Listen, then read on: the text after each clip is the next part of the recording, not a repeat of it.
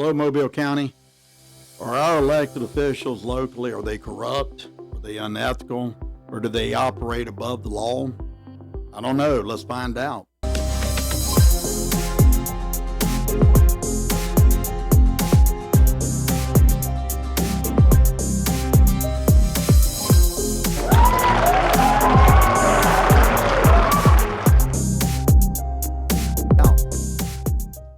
Listen, my name is Paul Prine, and I am running for Mobile County Sheriff here in the state of Alabama.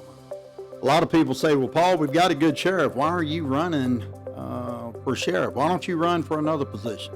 Well, I ran for mayor, and while we did not win that race, I'll just tell you this, we did very well. We came out with a lot of brand name recognition, and apparently that's what you have to do and have when you run for political office. I'll tell you this, the whole situation with the mayor's race, we did very well. We raised a tenth of what the current mayor raised. He was very successful, but he had the old Mobile money and the old Mobile machine behind him. He raised $1.8 million. That's a lot of money to run for mayor, but nonetheless, we did very well. And you say, well, Paul, you didn't win. How do you know you did well? We did very well. But there was a lot of election interference that went on, and I haven't talked about it. I did make a comment to John Sharp and AL.com, and there was a little article about it, but for the fear of people saying, oh, you're a sore loser. Well, no, there was a lot of election interference in the process. The current administration was being supported by and endorsed certainly by the old administration. And some of those same administrators from the old administration are now in the new administration, and they were in charge of the election security and of the process. In the state of Alabama, local jurisdictions like cities and towns, they can run their own election processes, and there's no real oversight. What that means is the fox is in charge of the hen house. I think there was 13, maybe 37 voting locations that were, maybe 13 of 37 locations that were moved. And there were scores of people after the fact that reached out and said, look, I've been voting here for 20 years or 16 years, and the polling place was closed, and no notification was given. There was nothing on the door. I didn't get nothing in the mail. This is on election day. I had a sister that went to 3 polling locations because they kept telling her, you're not to vote here, you're to vote somewhere else because of the change. And finally, she just said, look, I'm going to vote. She was allowed to vote provisionally, but that doesn't necessarily count until all the votes have been certified. But, the provisionals wasn't needed because, the vote count wasn't really that close. These things really do matter. 13 of 37 polling locations, if that number was true, and that's the numbers that I've read somewhere, if those numbers are true, that is voter interference. You did it 5.5 weeks from the day of the election. I believe the city reached out earlier this year and asked the state attorney general about moving these locations, and my understanding is that the rule of thumb was don't move the election polls, or at least the notifications, do it at least 90 days or more out from the election. It was done in 5.5 weeks. And that's 35% of the polling locations, or that's 1 out of every 3. And so I think it did matter. I think it mattered for everybody in that race. But it's water under the bridge. You don't see people overturn elections. That's why I didn't fight it. At the end of the day, I think the city will be well under the current mayor as long as he holds true to what it seems like he's been doing. But nonetheless, he's bought and paid for $1.8 million, so he's going to do what's best for the old guard, the old establishment. So what does that have to do with me running for sheriff? Well, it's very simple. I've got more working years behind me than in front of me. This is all I know. Law enforcement and government work is what I've done for 30 years, and I've been very successful at it. But what I'm going to do is make a promise and a commitment to you that you can challenge and hold me accountable should I win the election to be the sheriff. This is going to be my contract with Mobile County. These are my personal commitments that I'm going to make with you, that I will hold the standard to myself. I will implement a standards of excellence and the core values that the Sheriff's Department will live by, run by, including the sheriff. And you can rest assured that even if the sheriff holds himself to these professional standards, everyone else will be held accountable to those same set of standards. I'll also outline my personal and professional experience that probably gives me the edge over any candidate that's running. And I don't say that arrogantly. I mean, that's 30 years in the making, certainly from education and all the successes we had at the city of Mobile. A lot of you say, well, if you were so great, why aren't you at the city of Mobile? Well, that amounts to a lot of things, but really it just comes down to dirty politics. I was asked to commit a crime, and I refused to do it. All this information is public. I'm not telling you anything new. And then, of course, in my opinion, there was a set of events that transpired certainly afterwards as a part of vindictive action. I can't really get into a lot of it. However, I did the right thing. I stood on principle. I stood on integrity. And that's what we want our officials to do. There are two types really of major players in the public arena, and that's your elected officials and then your appointees. I did hear somebody say, well, if the mayor didn't want you there, why didn't you leave? Well, I'd have been willing to leave, but there's a lot of things in play that prevented me from leaving on my own. And, namely, some of the negotiations were leaked to the media. And I believe, my opinion, that it was by design and intentional. Nonetheless, we did the right thing. We stood on principle. We stood on integrity. And unlike the private sector, public officials have a moral obligation to take the high road, to do what's right, not for themselves, but what they took an oath to do. And every political official has to take an oath to uphold the Alabama, at least in Alabama, and the U.S. Constitution. And when we start watering that message down, well, what's good for the average public is not good for us, because somehow or another we're these politicos and we're on this moral high road. That is nonsense.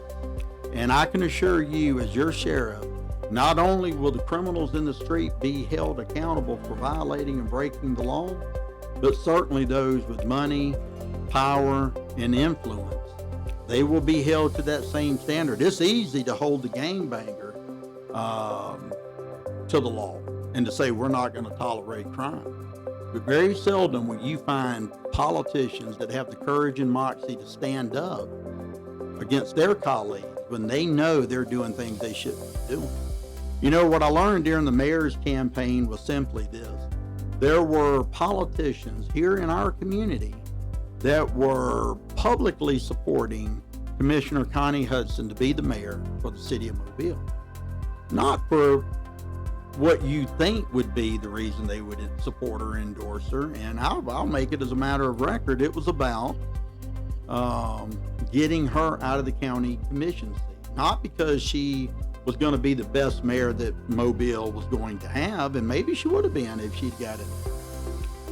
The problem is there was active participation with elected officials in Mobile County that decided that they felt like it was best to unseat her position as a county commissioner and make her the mayor for the sole reason of not being held accountable to their own respective budgets. That is a problem, because I don't elect a politician for a particular job to decide behind the cloak or behind the veil what's best for me in another role.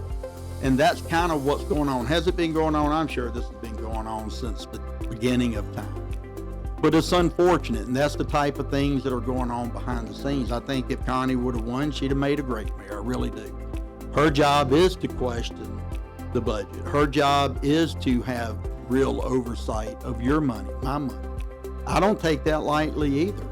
I think what I have learned and found in government service is that they spend money like drunken sailors. No pun intended to drunken sailors. I expect teenagers and certainly men in their early, and women too, in their early 20s to live, precariously. But we shouldn't be doing that as seasoned politicos, and we shouldn't be doing that, is certainly seasoned men and women that are supposed to be mature, walking upright, and doing what we tell the people we are going to do. Listen, I am not a people pleaser.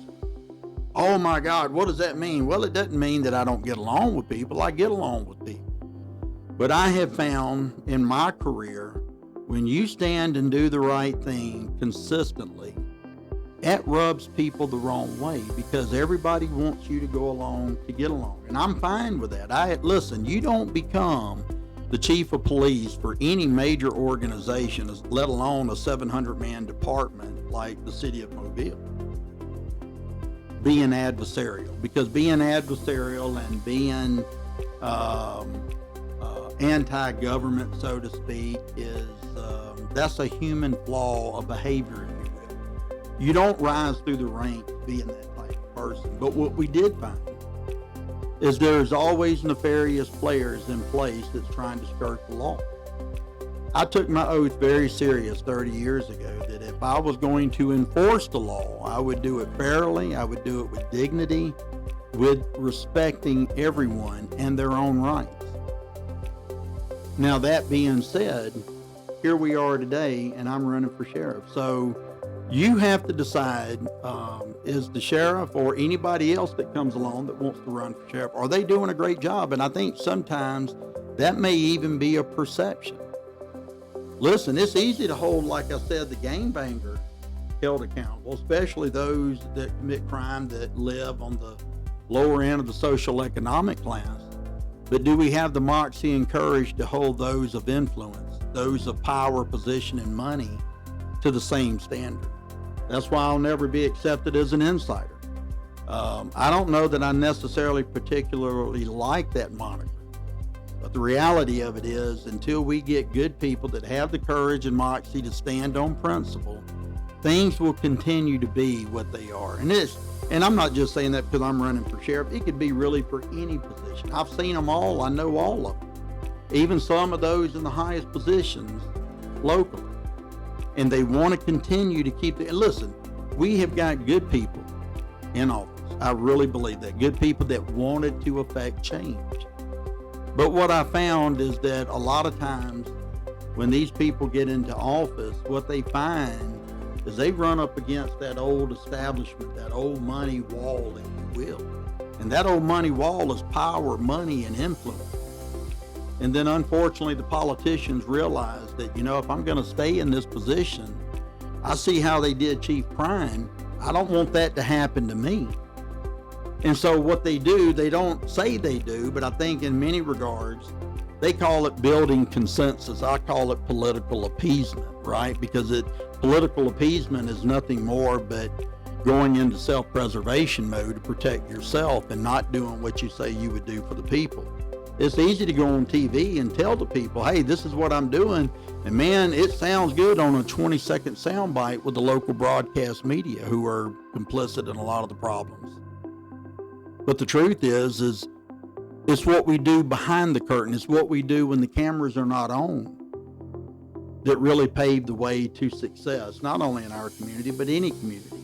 There is nothing that affects us more, my friends, than local government. Yes, the federal government plays a role, the state plays a role, but your taxes, how your money is spent, really does matter, because it is to pay for all the conveniences that we enjoy in society, at least here locally where we live. You say, well, Prine, we're doing really good. Well, maybe we are. Maybe you don't care about your money. But one of the biggest gripes is, if I relate that and put this together, one of the biggest gripes I hear from people is, well, with two people in the family working, a husband and a wife, you can't hardly make it today. You can't buy a house, and a lot of that is true. But every time you turn around, the city of Mobile's budget went from approximately $350 million last fiscal year up to about $415 million this year. So the truth is it really does come down to your money. And every single time you sell a house, you may benefit a little bit out of it, but the new person coming in buying that house has now got to pay money based on the purchase price of that home. So it really does affect in how we spend that money. We should be very frugal with that money. And when cost overruns on building projects and things of the like run 30, 40, sometimes 50%, it has to be mere incompetence or intentional. And either would is not good, because understand this, aside from being a law enforcement officer 30 years, aside from being the chief of police, aside from hopefully becoming the sheriff of Mobile County, I'm a citizen first. I pay taxes on my home just like you do. Taxes at the gas pump, taxes on groceries, taxes on my income. And it matters if the elected official buys a $40,000 or $50,000 vehicle versus a $100,000 vehicle just because they wanted all the bells and whistles. One vehicle, an extra $40,000 may not be a big deal, but multiply that over 50 vehicles a year. It is a big deal. I've seen the frivolous spending. I've seen the careless attitudes, and I just want to bring trust and unity and transparency back to government. It makes sense for me to run for sheriff because it's what I've done for 30 years. Nobody has been more successful in a leadership role, especially in law enforcement, than I have. And I don't say that to be braggadocious or arrogant. The numbers bear it out, evidence-based. 65% reduction in homicides in the city of Mobile the first 2 years that I was the chief of police. 48% reduction in attrition. That's people quitting, retiring, being terminated over the course of a 2-year period. That is a big deal because you got to have the men and women to do the job. But they're not going to stay on a department where there's bad leadership, and we were able to turn that around, and I'm very proud of that record. If you look at the crime, we had a 38-year low in 2023. That means the overall crime reduction, I believe it was 17.5% in one single year since 1988. And 17.5% doesn't seem like a whole lot, but it's a pretty big deal. Yeah, virtually double digits back in 22 and 23, double digits down in virtually every category of crime when the rest of the country was seeing double-digit increases. I'm very proud of my record.